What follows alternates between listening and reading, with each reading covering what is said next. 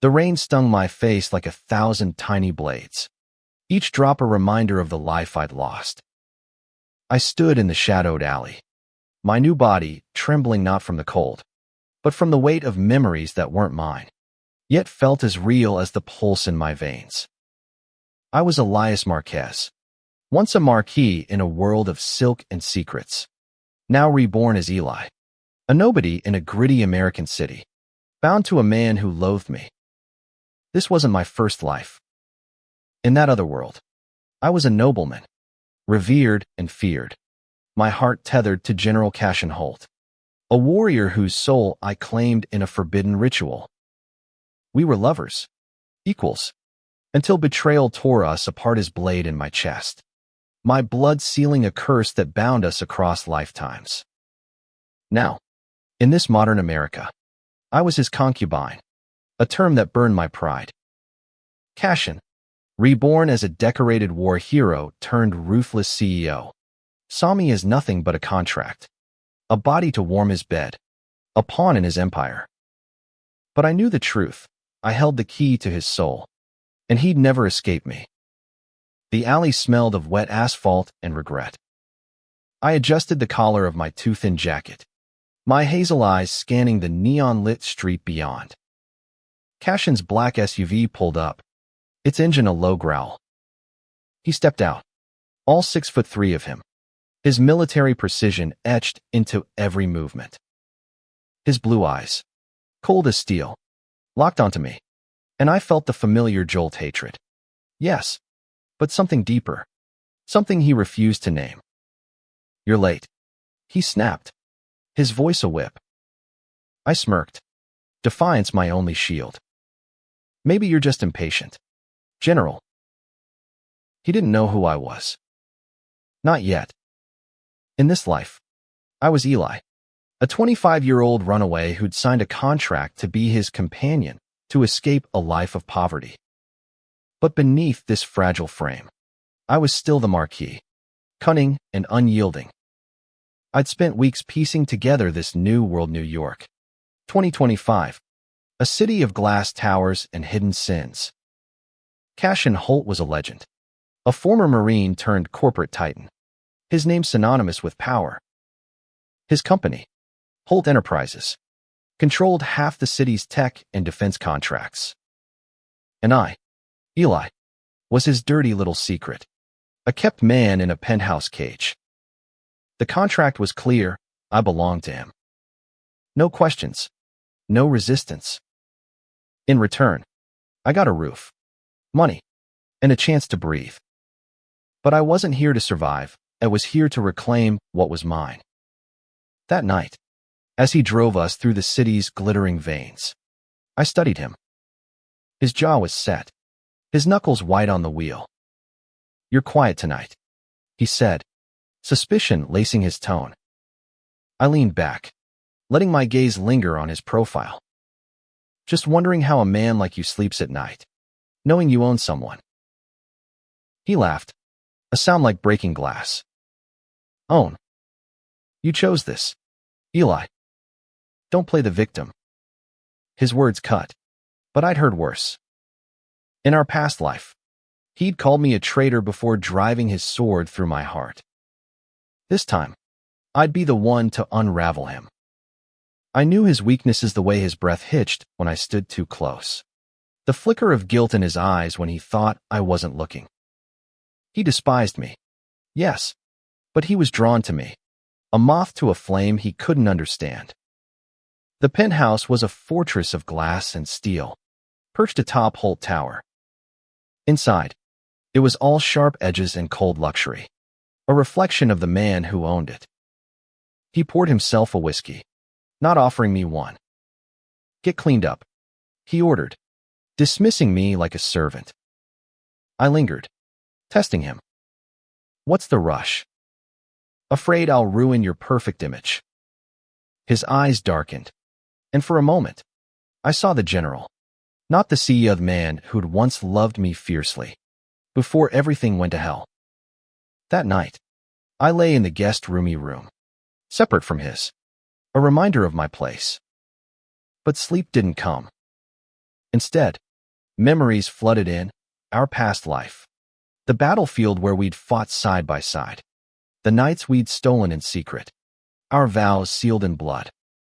I'd been a Marquis, powerful and proud, until I'd bound our souls in a ritual meant to protect us. It backfired. He thought I'd betrayed him, and his rage had ended my life. Now, in this new body, I had a chance to rewrite our story. The next morning, I found him in his office, a war room of monitors and maps. He was planning something bygone merger. Maybe, or something shadier. I didn't care about his empire. I cared about the man beneath it. "You're staring," he said without looking up. I leaned against the doorframe, casual but deliberate, just wondering what kind of man buys love instead of earning it. His pen froze, and for a split second, I saw a crack in his armor. He stood, towering over me. "You don't know me, Eli. Stop pretending you do." But I did know him. I knew the weight of his guilt, the ghosts of his past. I knew the boy who dreamed of freedom before war hardened him. And I knew the curse that tied us, a thread of magic pulsing beneath this modern world.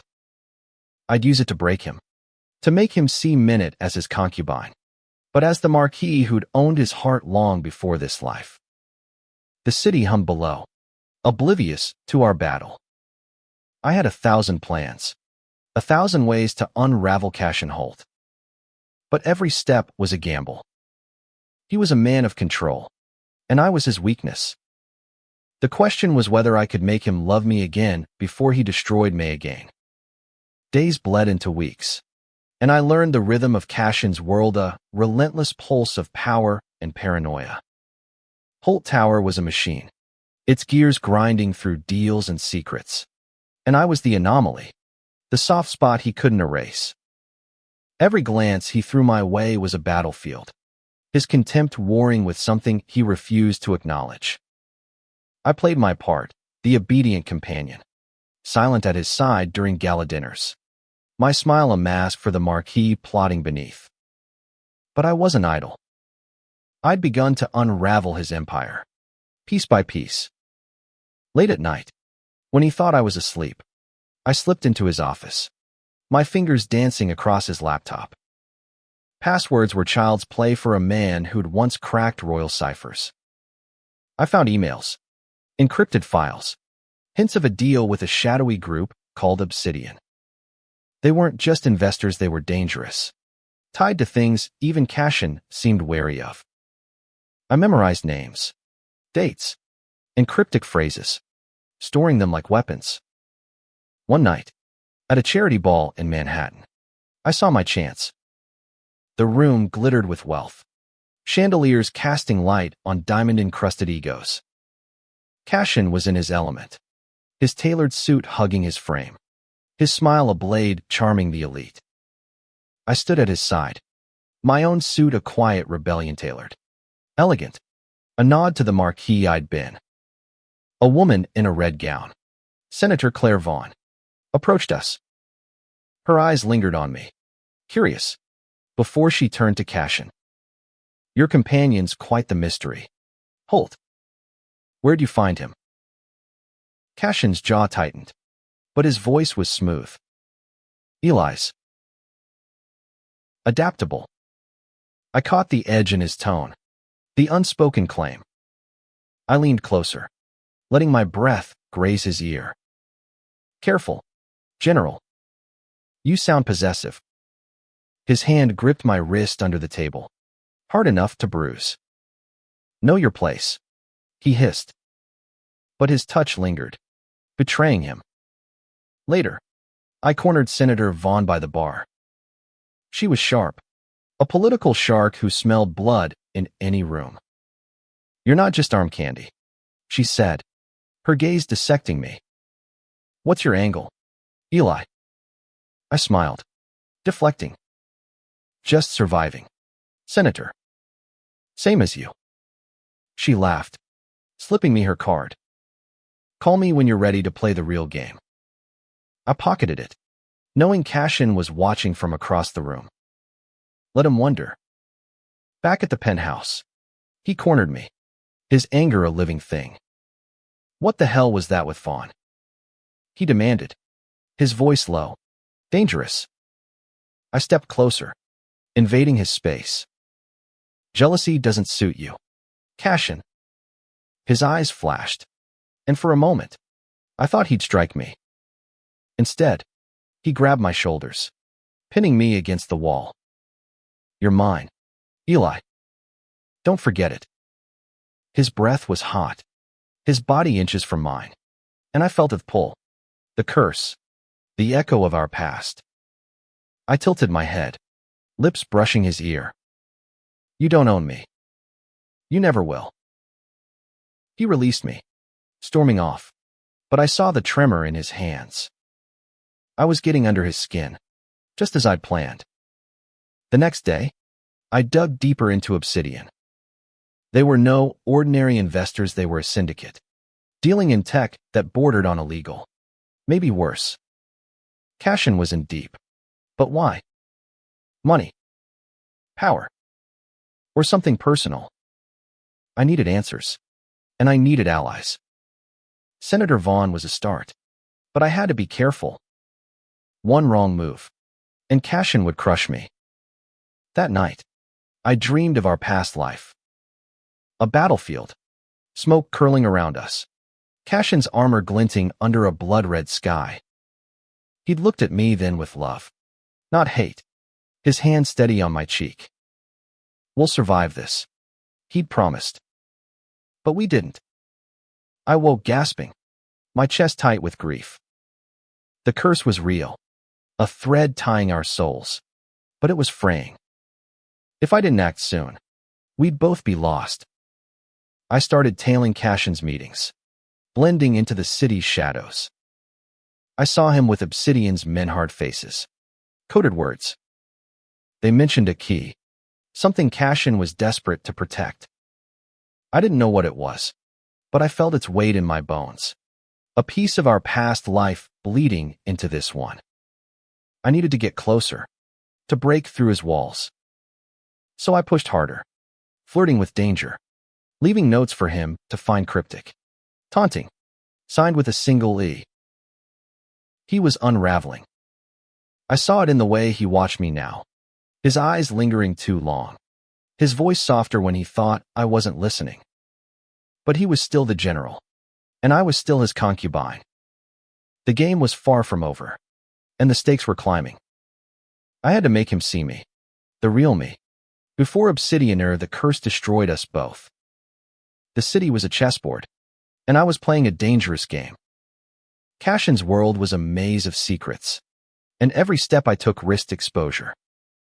My notes, those taunting scraps signed E, were driving him mad. I'd find them shredded in his office, his handwriting scrawled in the margins. Who are you? He didn't know, but he was starting to feel it. The pull of our shared past, the curse that bound us. I met Senator Vaughn in secret, at a dive bar in Brooklyn. She slid into the booth, her eyes scanning me like a predator. You're playing with fire, Eli, she said, sipping her gin. Holt's not just a man, has a fortress. I leaned forward, my voice low. Fortresses fall, Senator. I just need the right leverage. She smirked, intrigued, and promised to dig into Obsidian. But her help came with a price. She wanted dirt on Cashin, something to tip the scales in her favor. I agreed, knowing I was walking a tightrope. Back at Holt Tower, Cashin was different. His coldness was cracking, replaced by something raw, almost desperate. One night, he found me in the penthouse library, a book of poetry in my hands, a deliberate choice, a nod to the verses we'd shared in our past life. You don't strike me as a poetry guy, he said, his voice softer than usual. I closed the book, meeting his gaze. Maybe you don't know me as well as you think. He stepped closer, his breath catching, and for a moment, I saw the man I'd loved, not the general who despised me. But the moment shattered. His phone buzzed in Obsidian contact. I'd learned to recognize the number. He answered, his face hardening, and I caught fragments. The key. Secure it. No delays. When he hung up, I pressed my advantage. Trouble in paradise. General. His eyes narrowed, but he didn't snap back. Instead, he poured us both whiskey, a rare gesture. You're too curious, Eli, he said, handing me a glass. Curiosity gets people killed. I sipped, holding his gaze. Maybe I'm already dead. That night, I hacked deeper into his files, finding references to a project key. It wasn't just tech, it was something ancient, tied to rituals, to power beyond this world. My heart raced. Was this the curse? Had Cassian found a piece of our past? I needed to know, but every step pulled me closer to danger. Obsidian wasn't just a syndicate, they were hunters, and I was starting to feel like prey. The next day, I followed Cassian to a warehouse in Queens, slipping past security with skills honed in a past life. Inside, I saw crates marked with symbols I recognized: arcane, forbidden. Cassian was there, arguing with a man in a black suit, his voice sharp. The key stays with me. You don't touch it. The man laughed, cold and cruel. You're in too deep, Holt. You can't protect it forever. I hid, my pulse pounding, knowing I'd stumbled onto something bigger than I'd imagined. When I returned to the penthouse, Cassian was waiting. He grabbed me, his grip bruising. Where were you? He demanded. I lied smoothly. Just a walk. Clearing my head. But his eyes searched mine, and I saw Funnet for himself. But for me, it was the first crack in his armor I could truly exploit. I stepped closer, my voice soft. Why do you care, Cassian? I'm just your concubine. He flinched, releasing me, and for a moment, I thought he'd confess something. Instead, he turned away, leaving me with the ghost of his touch. Senator Vaughn called the next day. Obsidian's dirty, she said. Arms, tech, and something weirder. Rituals. You in? I was in, but I was also drowning. The curse was tightening. Memories of our past life bleeding into my dreams. Cassian's laughter. His hands. His betrayal. I had to act fast. I left another note for Cassian. This one bolder. You can't run from me. General. I know your soul.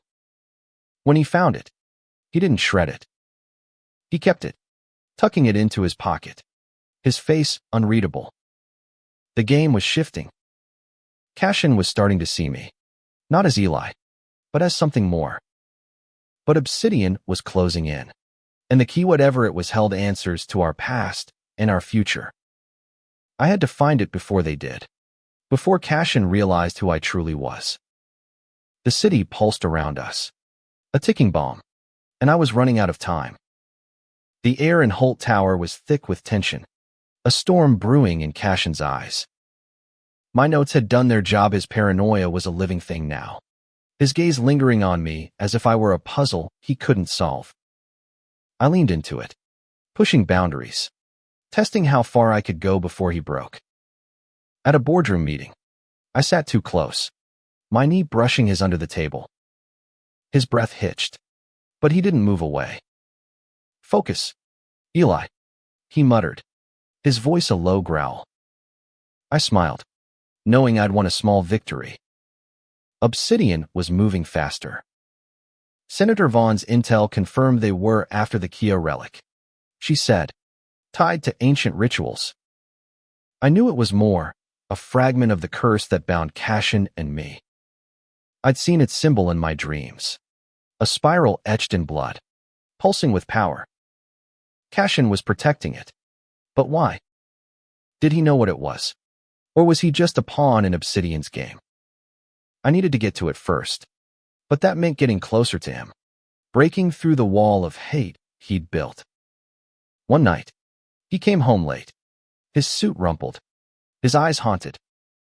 I was in the living room, reading, when he collapsed onto the couch, whiskey in hand. "Rough day, General?" I asked, keeping my tone light. He didn't answer, just stared at me, his guard down for once. "Why do you do it?" he asked suddenly. "Push me. Taunt me. You could leave. Eli. Why stay?" I set the book down, meeting his gaze. "Because some things are worth fighting for."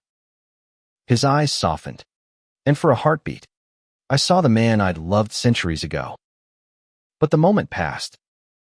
He stood, retreating to his room, leaving me with a flicker of hope.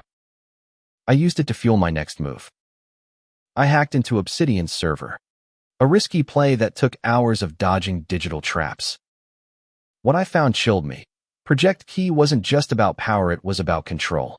A way to harness the relic's energy. They mentioned Cashin by name, calling him the vessel. My stomach twisted. Was he carrying the curse inside him? Was that why he hated me? Because he felt me, even if he didn't understand. I confronted him the next day, cornering him in his office. "What's Project Key, Cashin?" His face went pale, his hand slamming the desk. "How do you know about that?" I stepped closer, fearless. "I know a lot more than you think."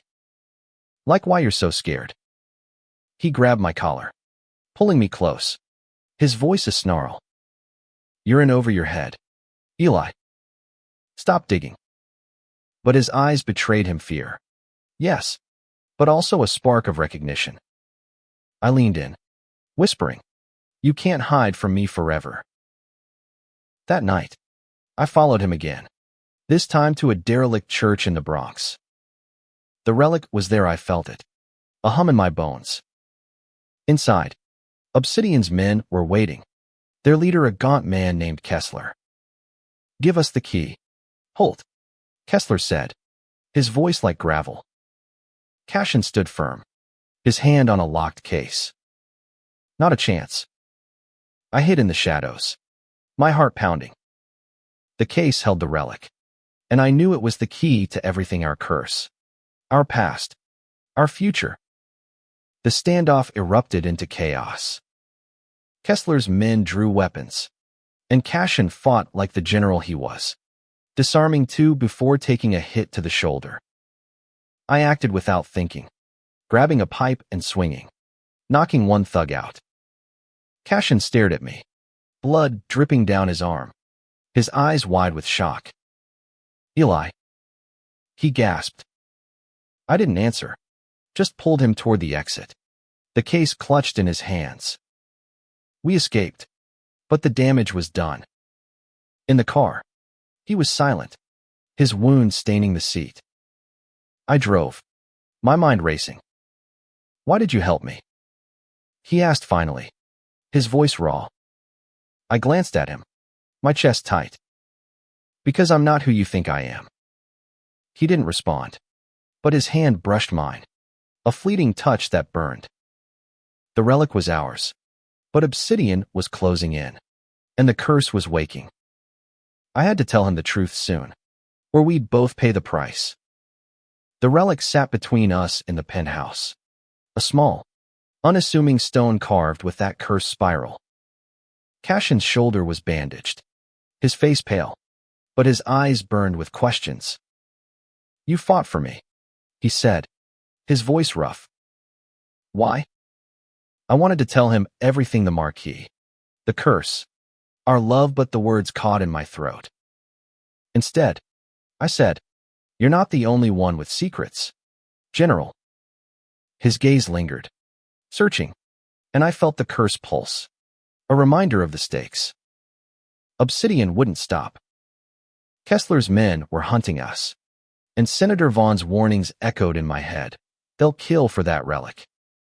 I studied it when Cashin slept, its energy prickling my skin. It was no ordinary stonite, was a conduit, tied to the ritual I'd performed centuries ago.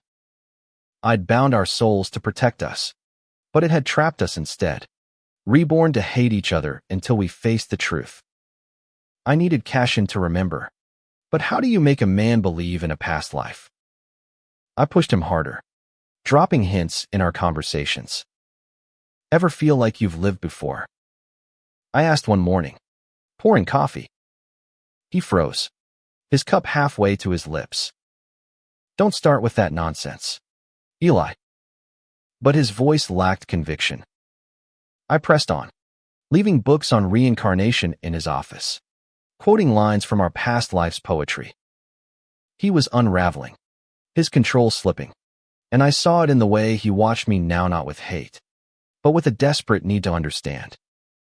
Senator Vaughn called with a lead, Obsidian's base, a compound upstate. They're planning something big, she said. The relic's the key to their ritual. I knew then Obsidian wanted to harness the curse, to control Cashin, maybe the world.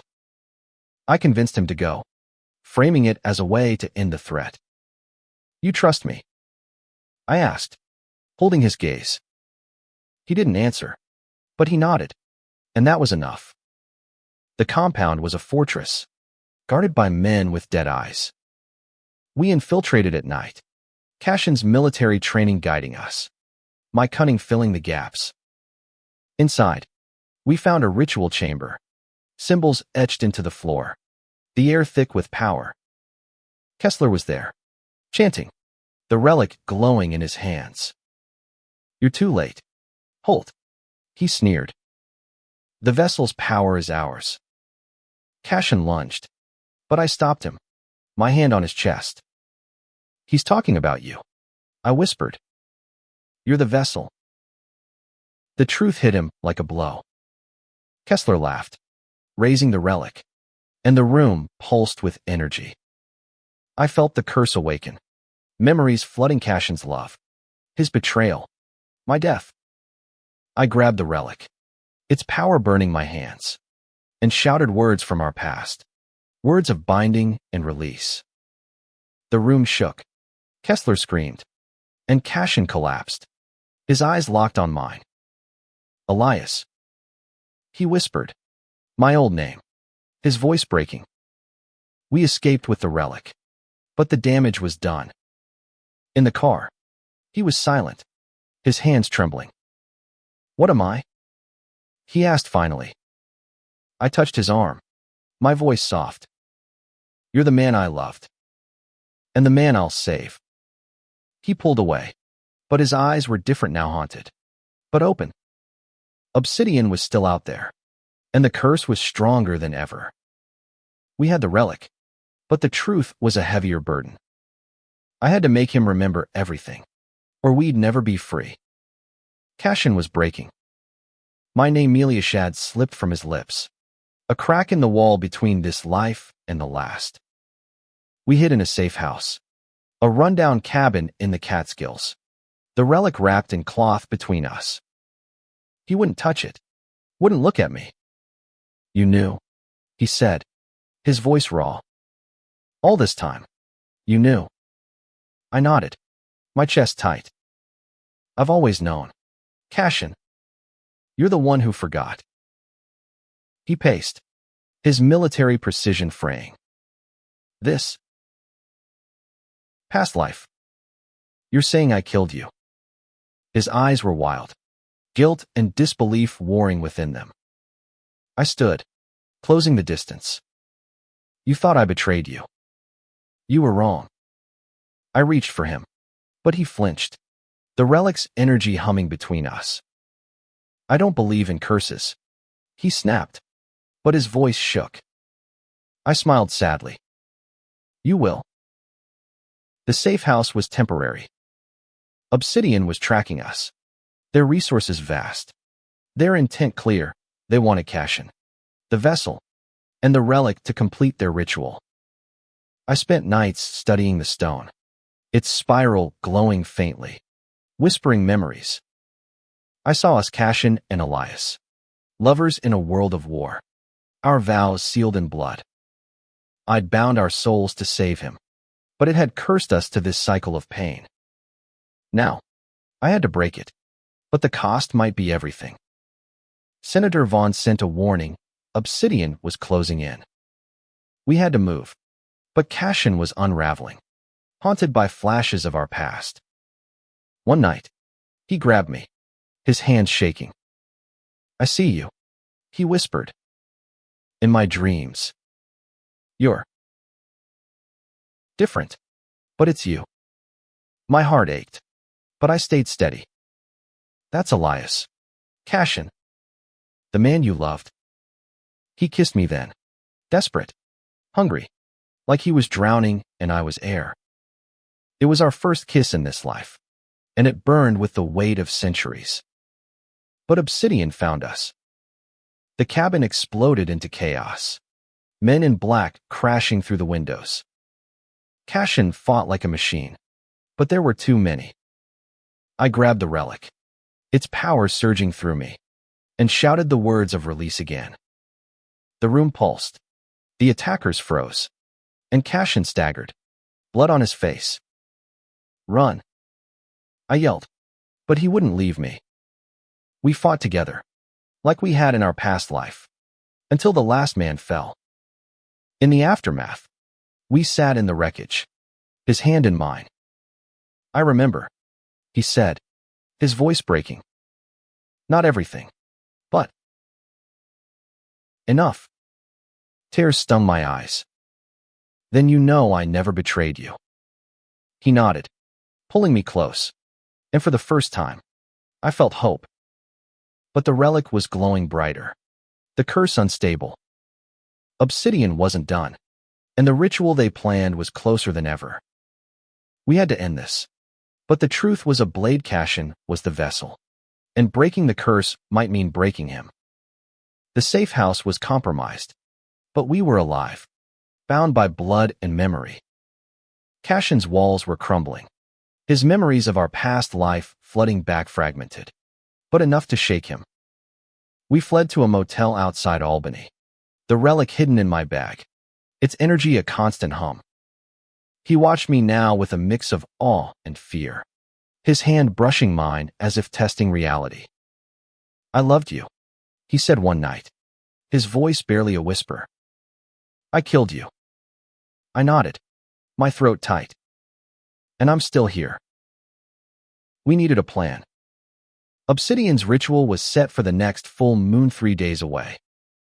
Senator Vaughn's intel pointed to a compound in the Adirondacks, a place steeped in old magic. "They'll use the relic to control you," I told Cashin, showing him my notes. "You're the vessel. The curse made you their key." He clenched his fists, his jaw tight. "Then we destroy it." But I knew it wasn't that simple. The relic was our curse, our bond, our love. Destroying it might free user kill us. We prepared for war. Cashin trained me, his military instincts sharp, teaching me to fight, to move like him. I was no soldier, but I was the Marquis, cunning and fierce. We stole weapons, planned our assault, and stole moments of tenderness, a kiss in the dark, a whispered promise. "I won't lose you again," he said, his hands framing my face. I smiled, hiding my fear. "You never did." The compound was a fortress of stone and steel, hidden in the mountains. We infiltrated at dawn, the relic's energy guiding us. Inside, Kessler waited, the ritual already begun.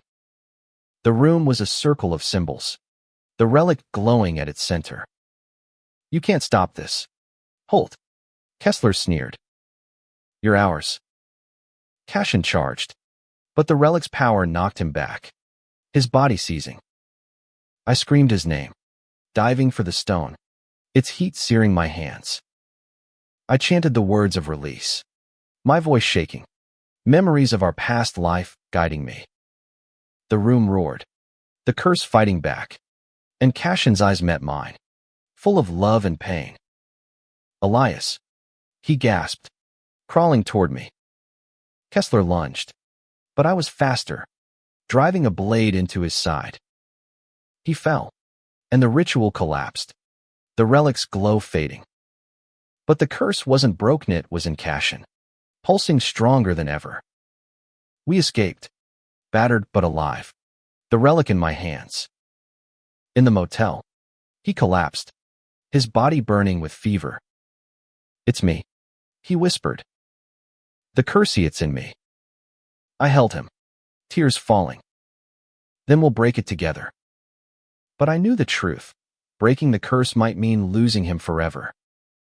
The full moon was tomorrow, and Obsidian was still out there. Our love was our strength, but it might also be our end. The motel room was a prison of shadows, Cashin's fever burning hotter as the full moon rose. The relic sat on the table, its spiral mocking us, a reminder of the curse that had haunted us for centuries. I held his hand, his pulse weak but stubborn, like the man himself. "Stay with me," I whispered, my voice cracking. He smiled faintly, his blue eyes clear despite the pain.